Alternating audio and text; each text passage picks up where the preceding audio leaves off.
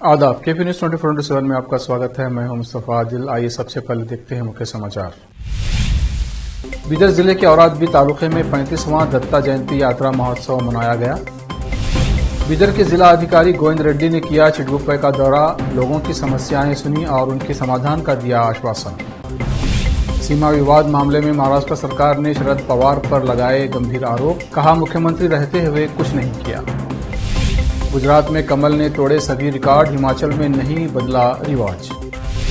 गुजरात में BJP bumper जीत की ओर, जश्न में जोश भरने बीजेपी मुख्यालय पहुंचेंगे पीएम मोदी।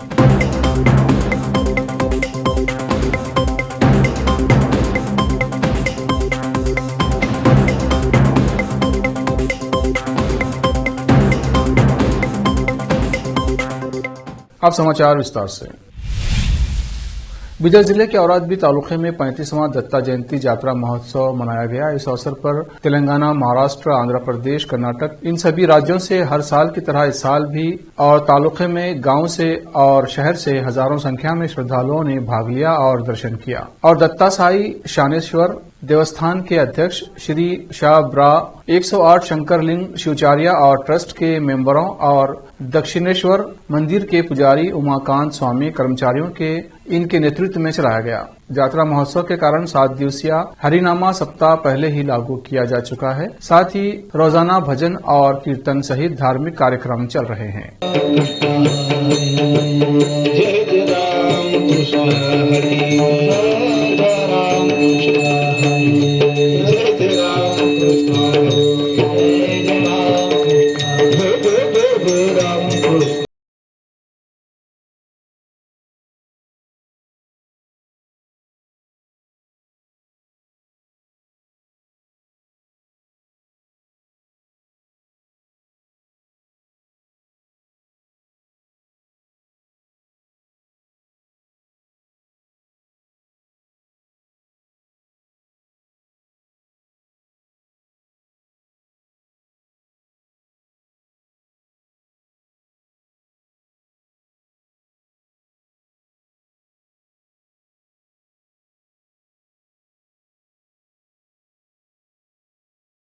समाज सेवा, शिक्षा, कृषि और चिकित्सा के क्षेत्र में उपलब्धि हासिल करने वाले 5 लोगों को श्री गुरु पुरस्कार प्रदान किया गया। मेला समाप्त होने तक प्रतिदिन 24 घंटे अन्ना दसोहा बनाने के लिए कस्बे के सभी बुजुर्ग, युवा व महिलाएं कड़ी मेहनत कर रहे हैं। और आज से केपी न्यूज के संवाददाता आलिम पाशा की रिपोर्ट। ಆ ಗುಡಿಸಲುಗಳಲ್ಲಿ ದತ್ತನ ಮೂರ್ತಿ ಸ್ಥಾಪನೆ ಆಯಿತು. ಅಲ್ಲಿ ಇಲ್ಲಿವರೆಗೆ ಅನ್ನೋದಂದ್ರೆ ನಾವು ಪ್ರತಿ ವರ್ಷ ದತ್ತ ಜಯಂತಿ ಅನ್ನೋದಂದ್ರೆ ಬಹಳ ದೊಡ್ಡ ಪ್ರಮಾಣದಲ್ಲಿ ಮಾಡ್ತೀವಿ. ಮತ್ತು ಅನ್ನದಾನ ನಾವು ನಮ್ಮಲ್ಲಿ ಆಯ್ತದ, ಮತ್ತು ಭಜನೆ ಕೀರ್ತನ ಆಯ್ತದ, ರೋಡ್ಗೆ ಸಪ್ತಾಹ ನಡೀತದ. ಇಂಥವೆಲ್ಲ ಕಾರ್ಯಕ್ರಮಗಳು ಮಾಡ್ತೀವಿ. ನಿನ್ನೆ ಅನ್ನೋದಂದ್ರೆ ಸಾಂಸ್ಕೃತಿಕ ಕಾರ್ಯಕ್ರಮ ಮಾಡಿದ್ದೆವು. ಅಲ್ಲಿ ಅನ್ನೋದ ನೂರಾರು ಸಾವಿರಾರು ಸಣ್ಣ ಮಕ್ಕಳಿಂದ ಬಂದ ಅದು ಆಟಗಳೆಲ್ಲ ಮಾಡ್ಕೊಂಡಿದ್ವು. ಅದಕ್ಕೆಲ್ಲರಿಗೆ ಏನದಂದ್ರೆ ನಮ್ಮಲ್ಲಿ ಇರ್ತಕ್ಕಂಥ ಜನರು ಅವರದ್ದು ನಗರದವರೆಲ್ಲರೂ ಬಹಳ ಖುಷಿ ಆಯಿತು ಅವರಿಗೆ. ಈಗ ಹಿಂಗೆ ಮುಂದೆ ಕೂಡ ಅನ್ನೋದು ಆಗಲಿ ಅಂತ ಹೇಳಿ ನಾವು ದೇವರಲ್ಲಿ ಅಂದ್ರೆ ದತ್ತನ ಬಲ್ಲಿ ಸಂಗಾಯ ಸ್ವಾಮಿ ಅವರದಲ್ಲಿ ಹುಟ್ಟಿ ದೊಡ್ಡವರಾಗಿದ್ದೆವು. ನಮ್ದು ಏಜ್ ಅದ 45 ವರ್ಷ. ನಾವು 10 ವರ್ಷನವ್ರು ಇದ್ದೆವು. ಆವಾಗಿಂದ ಹಿಡಿದು ಒಂದು ದತ್ತ ಮಹಾರಾಜ ಅಂತ ಹಳ್ಳ ಹಂಚ್ಕೋತಿದ್ರು. ಇಲ್ಲಿ ಸಣ್ಣ ಗುಡಿ ಇತ್ತು, ಏನೂ ಹಂಗೆ ಡೆವಲಪ್ಮೆಂಟ್ ಇದ್ದಿಲ್ಲ. ದತ್ತ ಮಹಾರಾಜ ಜಯದತ್ತ ಜಯದತ್ತ ಗುರುದತ್ತ ಅನ್ಕೋತ ಅವ್ರು ಹಳೆ ಹಂಚ್ಬೇಕೆಲ್ಲರಿಗೆ.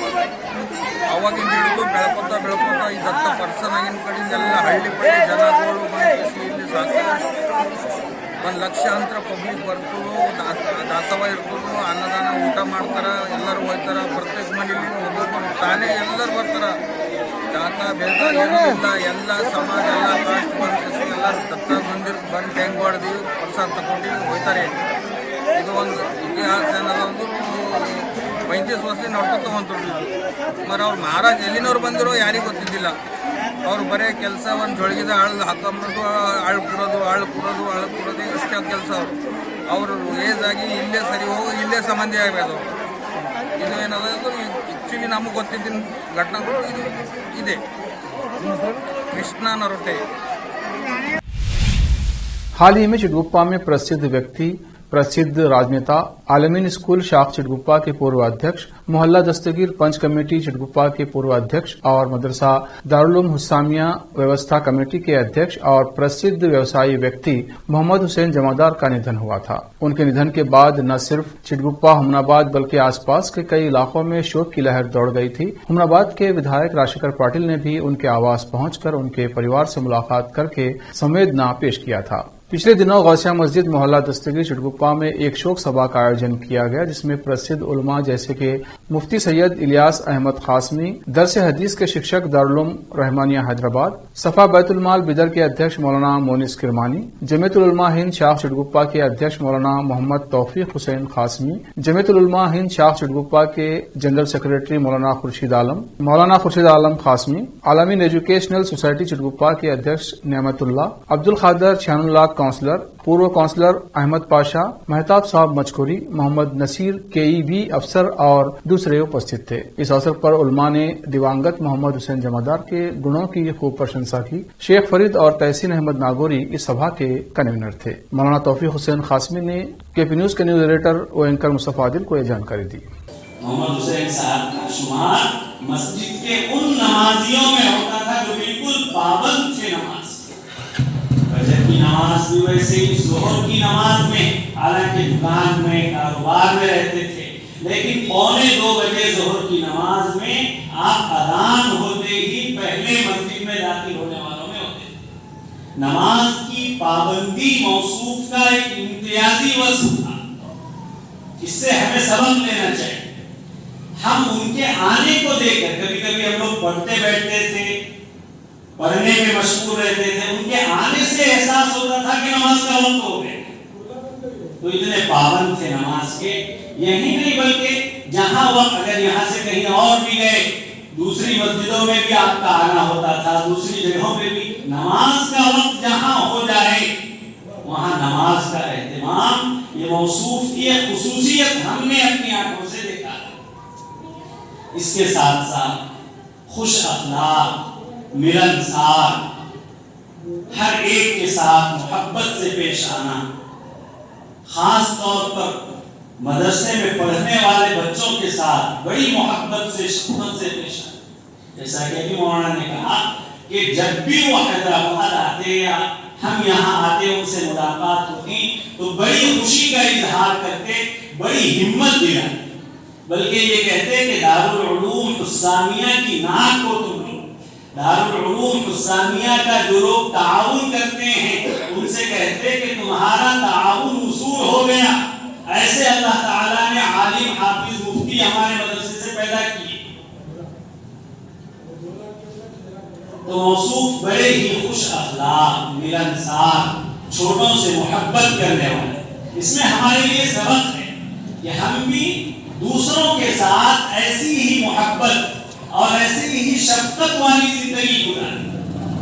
एक दूसरे से अदावत नहीं, एक दूसरे से नफरत नहीं, एक दूसरे से दुश्मनी नहीं। इस्लाम की तालीम ये है कि हम आपस में शीर और शक्कर होकर जिंदगी गुजारें।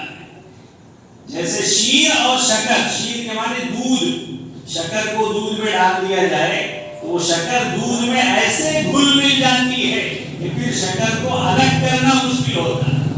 बिल्कुल आपस में मुसलमान इस तरह मोहब्बत के साथ, एक दूसरे की हमदर्दी और खैरखाही के साथ जिंदगी गुजारें कि दूसरों को एहसास ना हो कि ये आपस में कभी लड़ते नहीं। बिदर के जिला अधिकारी गोविंद रेड्डी ने चिटगुप्पा का दौरा किया और चिटगुप्पा के तहसील कार्यालय पहुंचकर लोगों की समस्याओं को सुना और उनकी समस्याओं के समाधान का आश्वासन दिया। लोगों ने शिकायत की कि रात 9 बजे के बाद चिटगुप्पा से हुमनाबाद जाने के लिए बस की कोई व्यवस्था नहीं है, तो जिला अधिकारी ने KSRTC के अधिकारियों को फोन पर बात कर बस की व्यवस्था करने को कहा। इस बीच मराठा समाज के प्रमुख श्रीमंत इंचोरे के नेतृत्व में करीब 20 से 25 लोगों ने DC के माध्यम से सरकार को मराठा समाज को 3B से 2A में जोड़ने की अपील की। इस अवसर पर SP डक्का किशोर बाबू, तहसीलदार रविंद्र दामा, CPI अमूल काले, नगर पालिका मुखिया अधिकारी हुसामुद्दीन बाबा, PSI महेंद्र कुमार, नसीर हकीम काउंसलर, मुजफ्फर पटेल काउंसलर, सैयद शानुल हक बुखारी और दूसरे उपस्थित थे। चिटगुप्पा से अजीम की रिपोर्ट। कर्नाटक महाराष्ट्र सीमा विवाद बढ़ता ही जा रहा है। छिड़े राजनीतिक विवाद के बीच राष्ट्रवादी कांग्रेस पार्टी के प्रमुख शरद पवार पर निशाना साधते हुए महाराष्ट्र सरकार के प्रवक्ता विजय शिवतारे ने बुधवार को कहा कि पवार ने सत्ता में रहते हुए कुछ नहीं किया। बता दें कि राष्ट्रीय कांग्रेस पार्टी प्रमुख ने कहा था कि महाराष्ट्र सरकार को 48 घंटे के भीतर कर्नाटक महाराष्ट्र सीमा विवाद समाधान खोजना चाहिए। शिवतारे ने मीडिया से बात करते हुए कहा कि सीमा विवाद पर धमकी देने वाले शरद पवार ने सत्ता में रहते हुए कुछ नहीं किया। शरद पवार 4 बार महाराष्ट्र के मुख्यमंत्री रहे। उन्होंने रक्षा मंत्री और कृषि मंत्री का पद संभाला। इतना शक्तिशाली पद होने के साथ साथ केंद्र और कर्नाटक में सरकार होने के बावजूद स्थायी समाधान नहीं खोज सके। उन्होंने विपक्ष पर कर्नाटक महाराष्ट्र सीमा पर गंदी राजनीति करने का आरोप लगाया। उन्होंने कहा कि विपक्ष केवल राजनीति कर रहा है। ये मामला सुप्रीम कोर्ट में सूचीबद्ध है, इसलिए विपक्ष को राजनीति नहीं करनी चाहिए। पवार ने मंगलवार को कहा कि महाराष्ट्र के मुख्यमंत्री शिंदे को कोई भी फैसले लेने से पहले सभी पार्टियों को भरोसे में लेना चाहिए। उन्होंने कहा कि संसद सत्र शुरू होने वाला है। उन्होंने सीमा विवाद पर सभी सांसदों से एक साथ आने और इस पर स्टैंड लेने की अपील की। महाराष्ट्र और कर्नाटक के बीच बढ़ते सीमा विवाद को लेकर उद्धव ठाकरे गुट के नेता संजय राउत ने आज केंद्र सरकार पर जमकर हमला बोला है। राउत ने कहा कि सीमा पर हिंसा की घटनाएं दिल्ली के समर्थन के बिना नहीं हो सकती हैं। अब वक्त है एक ब्रेक का। ब्रेक के बाद जल्द लौटते हैं। हिंदुस्तान के हर कोने में हम हैं मौजूद। 24 घंटे हालात पर गहरी नजर, खबरों से जुड़े चुपते सवालात और आपको दिखाता है धार्मिक, सामाजिक, राजनीतिक, लोकल और इंटरनेशनल न्यूज की सबसे बेहतर कवरेज जो आपको रखती है हर पल बाखबर। देश और दुनिया भर की खबर के लिए देखते रहें केपी न्यूज 24/7। हिंदुस्तान के हर कोने में हम हैं मौजूद। 24 घंटे हालात पर गहरी नजर, खबरों से जुड़े चुपते सवालात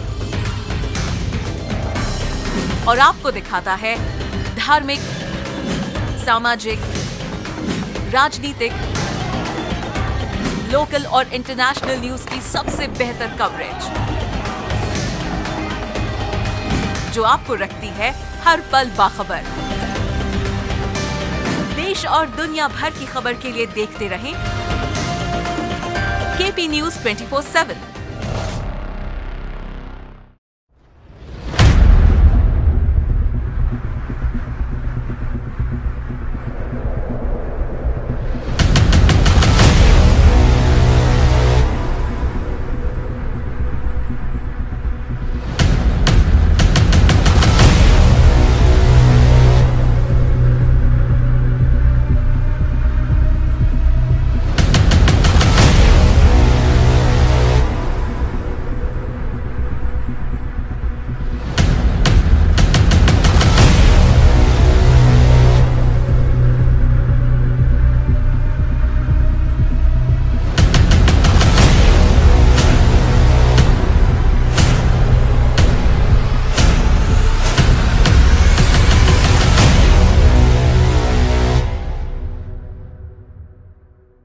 ब्रेक के बाद फिर एक बार आपका स्वागत है। आइए देखते हैं आगे के समाचार।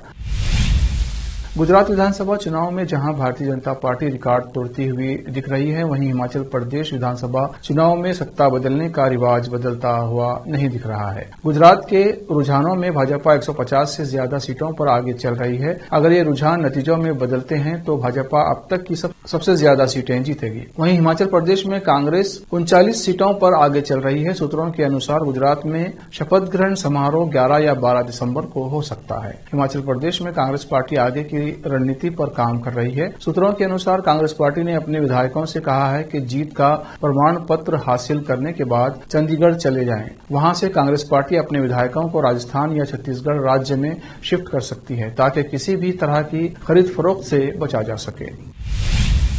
गुजरात में भारतीय जनता पार्टी बम्पर जीत की ओर बढ़ रही है। प्रधानमंत्री नरेंद्र मोदी आज शाम 6 बजे दिल्ली के भाजपा मुख्यालय पहुंचेंगे, जहां जश्न की तैयारी की जा रही है। भाजपा ने इस बार गुजरात में अपना सर्वश्रेष्ठ प्रदर्शन किया है। राज्य में प्रधानमंत्री ने चुनाव प्रचार के आखिरी हफ्तों में 30 से अधिक रैलियां की थी। भाजपा 1995 से राज्य में कोई विधानसभा चुनाव नहीं हारी है। निर्वाचन आयोग की वेबसाइट पर उपलब्ध सुबह 11:15 बजे तक के आंकड़ों के अनुसार भारतीय जनता पार्टी 155 सीटों पर और कांग्रेस 17 और आम आदमी पार्टी 6 सीटों पर आगे चल रही है। अन्य उम्मीदवारों को 4 सीटें मिल रही हैं। भाजपा ने राज्य में 27 साल के शासन के बाद सत्ता विरोधी भावनाओं से जूझते हुए हाल का चुनाव लड़ा है। प्रधानमंत्री नरेंद्र मोदी पार्टी के लिए तुरुप का इक्का थे और सत्तारूढ़ दल ने सत्ता विरोधी लहर के मुकाबले के लिए ब्रांड मोदी पर भरोसा किया। रामपुर विधानसभा 37 की उपचुनाव मतगणना शुरू। 14 टेबलों पर हो रही है मतगणना। एडीजी जोन बरेली राजकुमार ने कहा कि बीएसएफ पैरामिलिट्री फोर्स के जवान कर रहे हैं कड़ी निगरानी। कड़ी सुरक्षा के बीच कराई जा रही है मतगणना। शांतिपूर्ण तरीके से होगी मतगणना। जो भी उपद्रव या हंगामा काटेगा उस पर होगी कड़ी कार्रवाई। रामपुर से केपी न्यूज का संवाददाता नाजिम अली की रिपोर्ट।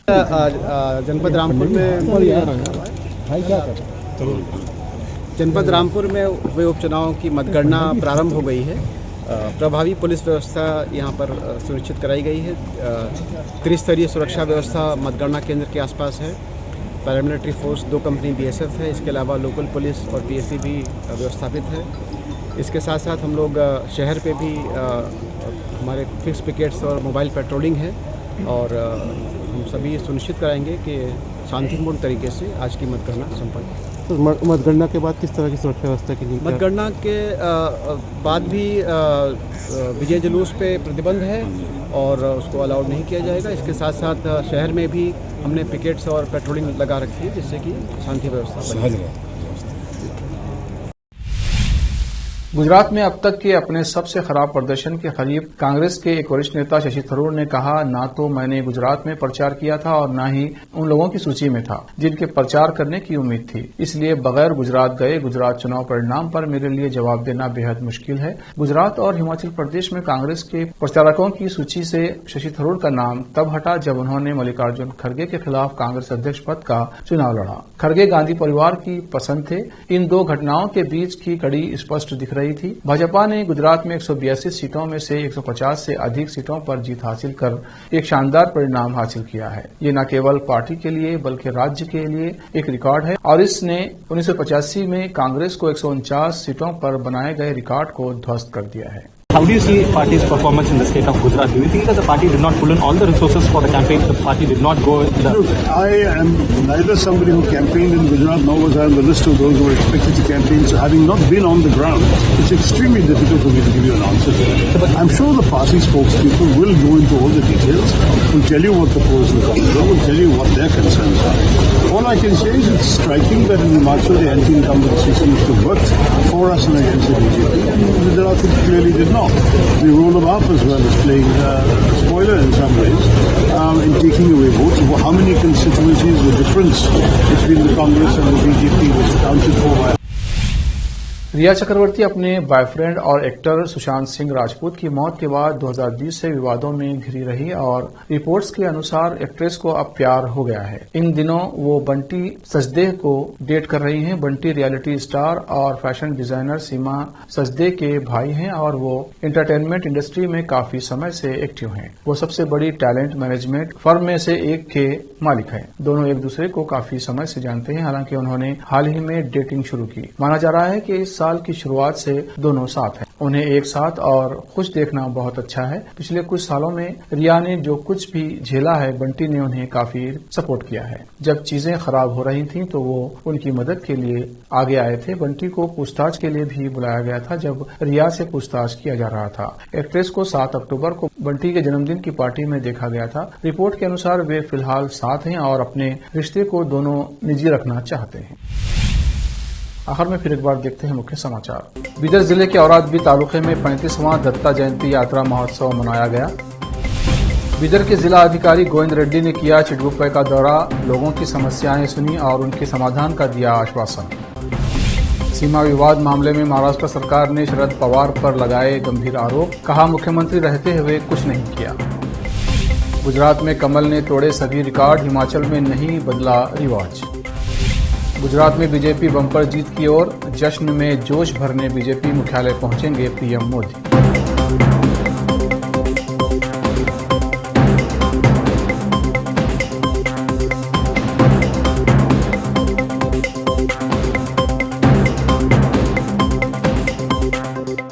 केपी न्यूज में इतना ही। देश प्रदेश के समाचारों के लिए देखते रहिए केपी न्यूज 24/7। धन्यवाद।